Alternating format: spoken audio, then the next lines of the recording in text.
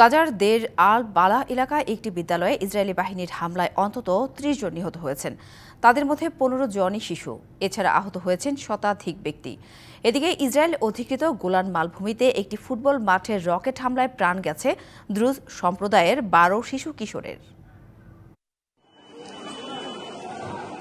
কিছুতেই কমছে না ইসরায়েলের বর্বরতা। বিশ্ব নেতাদের যুদ্ধবিরতির আহ্বানকে বৃদ্ধাঙ্গুলি দেখিয়ে গাজার আশ্রয়কেন্দ্র হিসেবে ব্যবহৃত স্কুলগুলোতে হামলা চালিয়ে যাচ্ছে তেল আবিব। এবার গাজার মধ্যাঞ্চলে দেইর আল বালা এলাকার একটি স্কুলে ইসরায়েলি বাহিনীর হামলায় প্রাণ গেছে শিশুসহ অনেকের।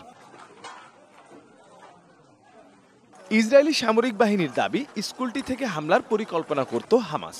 অস্ত্রের মজুদের পাশাপাশি সেখানে ছিল সশস্ত্র সংগঠনটির সদস্যদের অবস্থান। এদিকে ঘটনাস্থলের ভিডিও প্রকাশ করে গাজার স্বাস্থ্য মন্ত্রণালয় বলেছে, স্কুলটিতে চালানো হামলায় হতাহতরা সবাই বেসামরিক নাগরিক। ওই ভিডিওর সত্যতা নিশ্চিত করেছে ব্রিটিশ বার্তা সংস্থা বিবিসি। ২৫০টিরও বেশি ডিজাইন অপশন নিয়ে ওয়ালটন স্মার্ট ফ্রিজ, বোঝে আপনার প্রয়োজন। এদিকে ইসরায়েল অধিকৃত গোলান মালভূমিতে একটি ফুটবল মাঠে রকেট হামলায় ১২ শিশু কিশোর নিহত হয়েছে।